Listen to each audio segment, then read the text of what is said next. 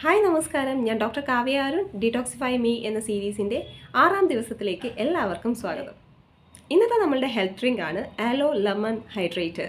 നമ്മുടെ കുടലിനെയും നമ്മുടെ സ്കിന്നിനെയും ഒരേപോലെ ആരോഗ്യപ്രദമാക്കുന്ന ഒരു പാനീയം.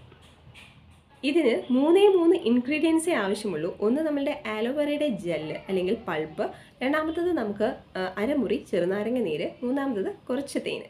അലോവേറയുടെ പ്രധാനമായിട്ടുള്ള ഒരു ഘടകമാണ് അലോയിൻ. ഇത് നമുക്ക് ദഹനശേഷി മെച്ചപ്പെടുത്തുവാനും അതേപോലെ നമ്മുടെ ഗട്ട് ക്ലെൻസ് ചെയ്യാനും സഹായിക്കുന്നു.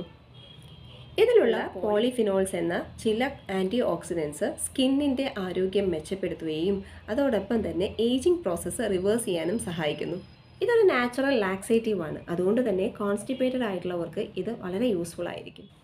ഇതിലുപയോഗിക്കുന്ന വൈറ്റമിൻ സി കൊളാജൻ ഉൽപ്പാദനത്തിന് സഹായിക്കുന്നു, ലിവർ ഡീടോക്സിഫൈ ചെയ്യാൻ സഹായിക്കുന്നു, അതുപോലെ തന്നെ ഇമ്മ്യൂണിറ്റി ബൂസ്റ്റ് ചെയ്യാനും സഹായിക്കുന്നു.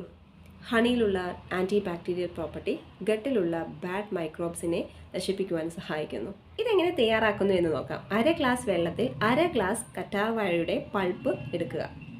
ഇത് രണ്ടും നല്ല രീതിയിൽ മിക്സിയിൽ ഗ്രൈൻഡ് ചെയ്യുക. ഇതിൻ്റെ വെള്ളം അരിച്ചെടുത്ത ശേഷം അരമുറി ചെറുനാരങ്ങ നീരും ചെറിയൊരു സ്പൂൺ തേനും ചേർത്ത് നന്നായി ഇളക്കി യോജിപ്പിച്ച ശേഷം കഴിക്കുക. വളരെ സിമ്പിളായി തയ്യാറാക്കാൻ പറ്റുന്ന ഈ ഒരു ഡ്രിങ്ക് വളരെ ശക്തമായിട്ടുള്ള ഒരു ആൻറ്റി ക്യാൻസറസ് പ്രോപ്പർട്ടി ഉള്ള ഒരു മെഡിസിൻ കൂടിയാണ്. കറ്റാർവാഴയിലുള്ള അലോയിൻ എന്ന് പറയുന്ന കോമ്പൗണ്ടിന് ആൻറ്റി പോളിഫറേറ്റീവ് പ്രോപ്പർട്ടി ഉണ്ട്. അതായത് ക്യാൻസർ കോശങ്ങളുടെ വളർച്ചയെ തടയുന്ന തരത്തിലുള്ള ഒരു പ്രവർത്തനം ഇത് കാഴ്ചവെക്കുന്നു.